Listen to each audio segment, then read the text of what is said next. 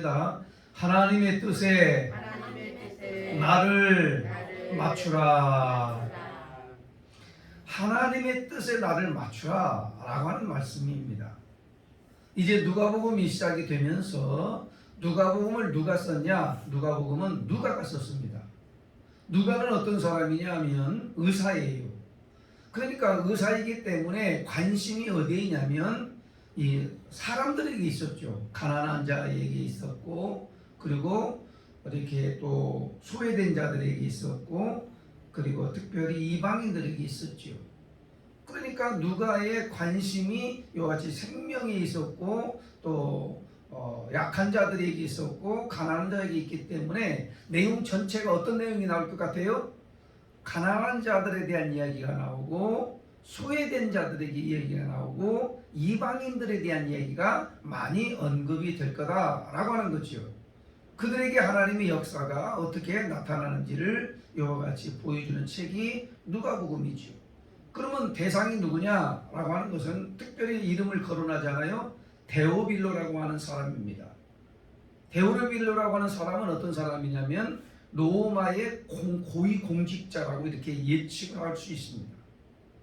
그 이름의 뜻을 보면은 이런 뜻을 가지고 있죠. 하나님의 사랑을 받은 자라는 뜻이에요. 그러니까 이 편지는, 이 말씀은 누구에게 지금 쓰고 있냐면 하나님의 사랑을 받은 자, 또 하나님의 사랑을 받을 자에게 쓴다라는 거죠. 아멘. 오늘 우리가 이와 같이 이 말씀을 우리들에게 주시는 것은 뭐죠? 하나님의 사랑을 받은 자, 하나님의 사랑을 받을 자. 나는 하나님의 사랑을 받고 있고 앞으로도 계속해서 받을 거라고 믿는 분만 아멘. 우리 예성이도 아멘. 얼마나 여러분 아침에 청년들이 일어나는 건 보통 힘든 게 이게 쉬운 일이 아니에요. 간밤에도 우리 또 권사님도 이렇게 열이 내려가게 하시고 하나님의 사랑을 받게 하시고 얼마나 은혜가 되는지 몰라요. 왜 그러냐면 보세요. 오늘 누가복음이라고 하는 것이 누구에게 이와 같이 쓴 책이냐면 데오빌로인데 데오빌로라는 뜻이 무슨 뜻이라고 그래요? 하나님의 사랑을 받은 자. 그러니까 로마가 이스라엘을 지배하고 학대하고 그런 핍박 가운데 있지만은 그 가운데에 하나님의 사랑을 받은 고위 공직자도 있더라는 거지요. 다 똑같은 게 아니에요. 하나에서 열까지 다 이와 같이 한결같은 게 아니라 그 중에 하나님의 사랑을 받은 자가 있고 앞으로 받을 자가 있다라고 하는 말씀을 이와 같이 우리들에게도 들려주는 것입니다. 그 가운데에 이와 같이 가난한 자와 소외된 자와 이방인들에게 복음을 전파하기 위하여 또 이와 같이 유대인들에게 복음을 전파해서 깨닫기 위하여 하나님은 계획을 가지고 계시는 거죠. 여러분 인생의 수레바퀴를 이렇게 돌리는데 온 우주의 수레바퀴를 누가 돌리고 계시죠? 하나님이 돌리고 계시죠. 이 지금 지구도 돌아가고 있는데 우리는 못 느낄 뿐이죠. 아니 세상에 무슨 지구가 돌아간다는 말이 돌아가고 있다는 거지. 우리는 그 큰 소리를 못 듣는 것이고요. 전체 우주 만물을 갖다가 수많은 은하계들을 갖다가 누가 이렇게 돌리고 있는 해와 달과 별들을 흉도로만 크다는 거죠. 지구가 끝나버린 거죠. 온 우주 만물과 은하들은 전부 다가 이렇게 이게 자전 공전을 위해서 돌리시는 분이 누구냐? 우리 하나님이시거든요. 그러면 내 인생의 이 우주 같은 내 인생의 수레바퀴도 누가 돌리고 계시냐? 하나님이 돌리고 계신다라는 거죠. 믿는 사람이 있고 안 믿는 사람이 있고 믿든지 안 믿든지 간에 모든 우주 만물을 갖다가 하나님이 주권적으로 이렇게 돌리신다라고 하는 사실을 우리는 이 믿음으로 받아들여야 되는 거 아니겠어요? 그러면 내가 조금 어릴 때도 하나님이 또 올라오게 하시겠구나. 또 이렇게 올라간다 내가 교만하지 아니하고 좀 겸손하게 하나님 나 끝까지 하나님을 섬기려고 합니다. 이런 마음을 가지고 하나님을 섬길 때에 이게 시소 좀 내려갔다 올라갔다 이게 오르막길이 있고 내리막길이 있고 내리막길이 있으면 또 오르막길이 있는 것이고 음지가 있으면 뭐가 있다고요? 양지가 있는 거지요. 뭐 항상 음지만 있는 건 아니지요. 예. 해가 치면 또 음지로 이렇게 되어서 이 음지가 있고 양지가 있듯이 인생의 수레바퀴를 돌리시는 하나님께서 우리들에게 곤고할 때가 있고 형통한 날이 있단 말이죠. 그러면 곤고한 날에는 자기 자신을 돌아볼 줄 알아야 되는 것이고요. 형통한 날에는 기뻐하면서 주님을 찬양하며 영광을 돌리면 되는 거지요. 할렐루야. 그렇게 하나님을 인정하고 하나님의 뜻이 있고 이와 같이 하나님의 뜻에 나를 맞출 줄 아는 자가 진짜 신앙인인데, 우리는 어떻게 생활하느냐? 하나님을 믿었으니까 복받아야 되고, 하나님 믿었으니까 모든 것이 형통해야 되고, 하나님을 믿었으니까 다 잘 돼야 되고. 여러분, 깨닫게 하시기 위해서 우리를 갖다가 때로는 곤고함을 주기도 하고 장애물 넣기도 하고 그걸 갖다 사탄에게 시험을 허용하기도 하고 인정을 해야 되잖아요. 인정. 그래서 나를 어떻게 해요? 하나님의 뜻에 나를 맞추는 자가 훨씬 더 편하지, 내 뜻대로 안 됐다고 해서 하나님이 안 계신가 원망하고 불평할 것이 아니라, 오늘 이 새벽에는 이 특별하게 어떤 말씀을 주시나 한번 따라서 하면, 하나님의 뜻에 나를 맞추라. 내 뜻에서다가 하나님을 맞추려고 하지 말고, 많은 사람들은 그렇게 이렇게 생각하는 경우가 많이 있어요. 내 뜻에 하나님을 맞추는 것이 아니라 하나님의 뜻에 나를 맞추면 내가 굉장히 편해져요. 그리고 여유가 있어져요. 그러면서 하나님을 더 간절하게 찾게 돼요. 오늘 나오는 사람이 누구냐면 가난한 자와 이방인들과 소외된 자와 과부와 고아들을 위해서 말씀을 전함으로 말미암아 저들을 살려내시기 위해서 누구를 하나님이 또 예비하시냐면 사가랴의 가정입니다. 여러분 잘 읽게 드셔야 돼요. 사가랴의 가정을 하나님이 택해요. 그 가운데에서 자식을 낳게 해요. 그냥 낳는 게 아니에요.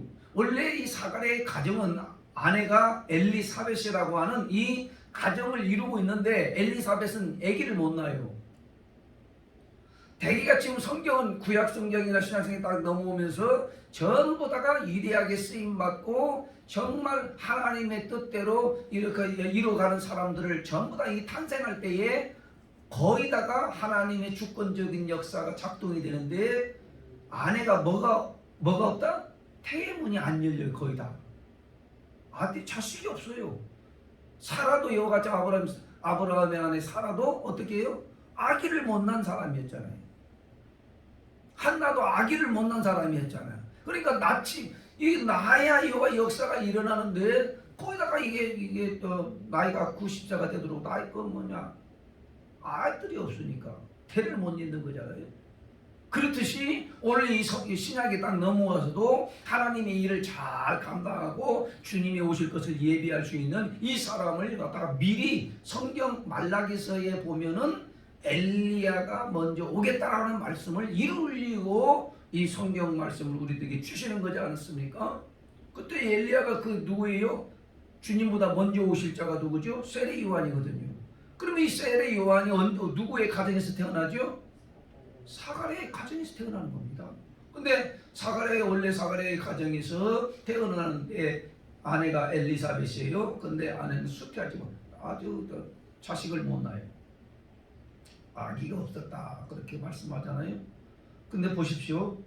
가브리엘이라는 천사가 와서 아니야, 이 가난한 자와 소외된 자와 이방인들에게 정말 전부 다 주님 앞으로 돌아오게 할 자를 너희 가정에서 태어나게 할 자식을 주겠다라고 이렇게 가브리엘 천사가 소식을 전해주지 않습니까? 그럴 때 사가랴는 뭐라고 얘기하죠? 믿어요, 안 믿어요?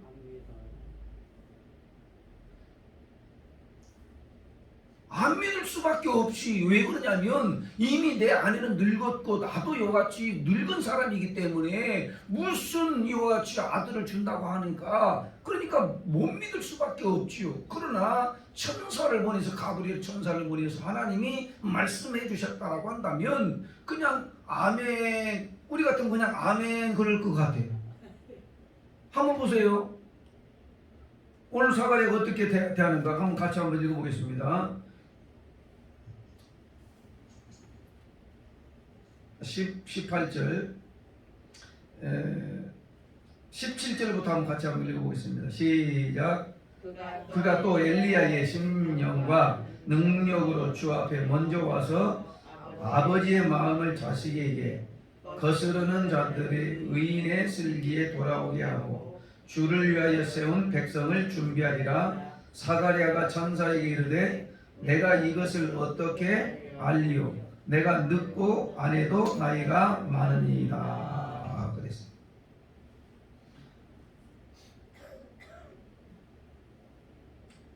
사랑하는 성도 여러분, 하나님의 말씀이 떨어지면 내 이성으로 믿어지지 않는 말씀도 너무나도 많아요. 그런데 하나님을 만난 백성들은 어떻게 해줘? 그 말씀 그대로 내가 그대로 받아들이는 거죠. 아, 하나님이 이렇게 역사하시겠구나. 아, 하나님이 나는 모르지만 나는 하나님의 말씀을 붙들고 다만 기도할 뿐인데 하나님은 이렇게 역사하실 것을 간절히 바라면서 믿음으로 계속해서 나아가는 거죠. 왜요? 이미 다 성경으로 하나님의 뜻을 다 계시해 놓았지 않습니까? 그런데 사람들은 어떻게 하죠? 성경을 배제하고 읽지도 않으면서 나는 하나님의 뜻대로 살겠다라고 이렇게 기도하는 사람들도 많이 있잖아요. 하나님의 뜻이 무엇인지를 알려면 말씀을 읽고 하나님의 말씀을 묵상할 때 하나님의 뜻이 뭔지를 아는데 성경도 안 읽고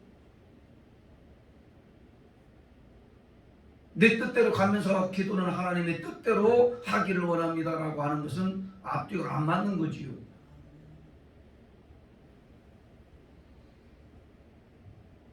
목장에 이렇게 성경 읽는 표가 있어요. 몇 장씩 읽었냐고. 그럼 이게 요즘에는 좀 많이 읽어요. 성경 말씀 읽고 또 묵상하고 주님의 뜻이 무엇인지를 요같이 먼저 알고 주님의 뜻에 내가 나 자신을 맞추고 복종할 때에 하나님의 역사가 일어나는 거지요. 사가랴는 이 말씀을 어떻게 바꿔서 인간적인 생각을 갖게 되는 거지. 인간적인 생각을 가져요. 불가능해요. 내가 어떻게 알겠습니까? 그걸 못 믿겠는데요. 안 믿었어요. 그 말씀을 가브리 신사가 보면 당신은 하나님의 말씀을 안 믿었기 때문에 제사장임에도 불구하고 안 믿어요.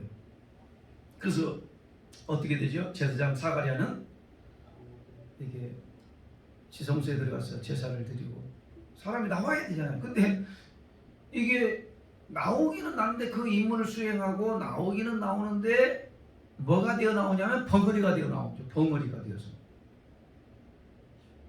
그래서 하나님의 뜻, 말씀 가브리의 전사를 통해서 하나님의 뜻을 가르쳐 줬는데 그 뜻이 이루어질 때까지 말을 못해요.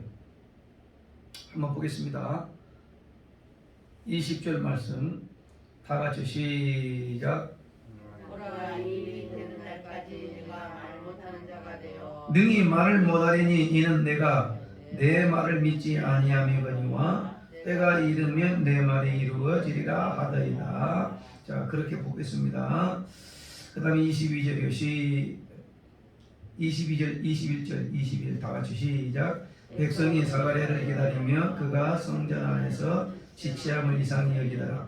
그가 나와서 그에게 말을 못하니 백성들이 그가 성전 안에서 환상을 본 줄 알았더라. 그가 몸짓으로 뜻을 표시하며 그냥 말 못하는 대로 있더니 그랬습니다. 참 이와 같이 하나님의 일을 감당하고 주님이 오실 것을 미리 예비할 수 있는 이 세례 요한을 갖다가 나오는 과정이 참 쉽지가 않죠. 어려운 과정이죠. 어려운 과정. 그러니까 믿음은 쉽게 이렇게 성경이 쓰여지겠지만 우리의 삶을 지금 보여주고 있는 거 아니겠어요? 나는 말씀을 들어서 그대로 이루어질 줄 알지만 교회 문 밖에 나가면 또 딴 생각하는 거죠. 엉뚱한 생각을 하는 거예요. 엉뚱한 생각. 일사천리로 내가 기회한 대로 그냥 촥촥촥 이러지 마. 하나님이 역사하시는 거 이렇게 깨달을지 모르지만은 안 될 때는 어떤 거 이제 딴 생각하고 있는 거죠. 딴 생각. 의심의 생각이 들어가고 부정적인 생각이 들어가고. 하나님 아셔요. 다.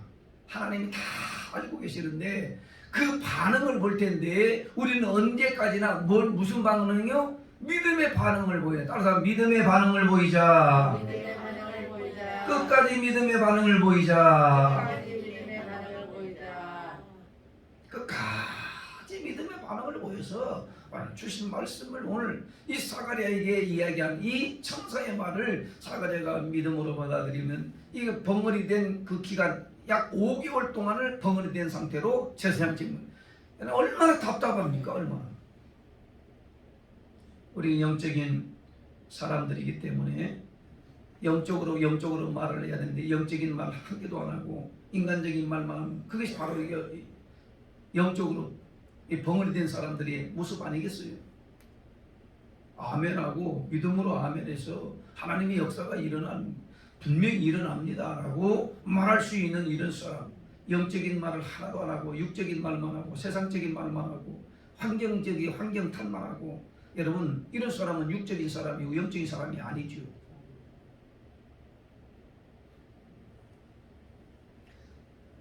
사람은 못 들어요. 같이 안 있기 때문에. 그러나 하나님은 다 들으시고 지금 내 주변에 가장 가까운 사람들은 다 듣고 있는 건 아니겠어요? 오늘 이 새벽에 여러분과 제가 오늘 기도할 것 바로 뭐냐면 내 뜻에 하나님을 맞추려고 하지 말고 하나님의 뜻에 나를 맞춰서 하나님의 뜻에 나를 맞추자. 요나는 어떤 사람이었죠? 자기 뜻 하나님을 맞추라고 해서 같이 도망가 버리지 않습니까? 근데 그 뜻대로 됐습니까? 절대로 그 뜻대로 되지 않지요. 하나님이 결국에는 하나님의 뜻대로 이루어지고 고생은 고생대로 다 하고 수월은 수월대로 다 이 지옥 같은 경험을 해야만 했던 이 요나를 우리들에게 늘 말씀해주고 있는 건 아니겠어요? 내 멋대로 가지 말고 내 뜻대로 이와 같이 살지 말고 오직 하나님의 뜻에 나를 맞춰서 가면 이런 벙어리 된 이런 사건들도 요나가 물고기 뱃속에 들어가서 3일 갖다가 그렇게 고통 가운데 울부짖으며 살 필요가 없는 건데 꼭 들어가야만 기도하겠어요? 꼭 그런 과정을 겪어야만 그렇게 진짜 하나님을 믿고 찾겠어요? 우리 성경을 주시는 목적이 뭐지요? 이런 사건을 통해서 하나님의 뜻이 뭔지를 확실하게 알고 너희는 그런 과정을 밟지 아니하고 믿음의 길로 걸어가서 하나님의 역사하심을 맛보라고 하는 거지요. 경험하고 이와 같이 나타내라고 하는 거지요. 그래서 우리는 기도할 수밖에 없어요. 기도 안 하면 어떻게 되죠? 늘 생각하는 것이 내 뜻이고 내 마음대로고 내가 기분대로고. 여러분 오늘 이 새벽에 기도라고 하는 건 뭐지요? 내 뜻을 나를 복종시켜서 하나님의 뜻에 나를 복종시키는 게 기도지요. 오늘 이 새벽에 같이 기도하려고 하는 것은 하나님의 뜻에 나를 복종시켜서 하나님의 뜻대로 내가 살아가기를 원합니다. 하나님의 말씀 묵상하는 일로 게으르지 아니하고 아무리 바빠도 밥 새끼 먹듯이 하나님의 말씀 새끼 꼬박 잡수시고. 아멘. 얼마나 맛있습니까? 하나님 말씀 묵상하니까 너무 힘이 납니다. 정말 소망이 있습니다. 그러면서 하나님의 말씀을 붙들고 기도할 때에 내 뜻이 아니라 하나님의 뜻에 나를 맞춰서 가니까 지금은 어렵지만 하나님이 이제 올라오게 하시겠구나. 하나님 역사가 나타나시겠구나. 오늘 새벽에 이렇게 간구하면서 간절하게 기도하시고 그렇게 살도록 성령님으로 나를 인도해 주시라고 간절히 구하면서 하나님이 우리의 삶 가운데 전체가 될 수 있도록 그렇게 역사해 달라고, 그리고 내가 그렇게 뜻에 따라 순종하게 살아가는 사람이 되게 해달라고 간절하게 부르짖어 기도함으로 사가랴에게 겪는 이런 어려움을 우리가 겪지 아니하고 사랑을 받은 자, 나는 사랑을 받을 자, 계속해서 하나님의 사랑을 받는 사람들은 이 말씀 붙들고 오늘도 살아가기를 원하는데 간절하게 부르짖어 기도하여 하루 종일도록 승리하는 날이 되기를 주님의 이름으로 축원을 드리겠습니다. 내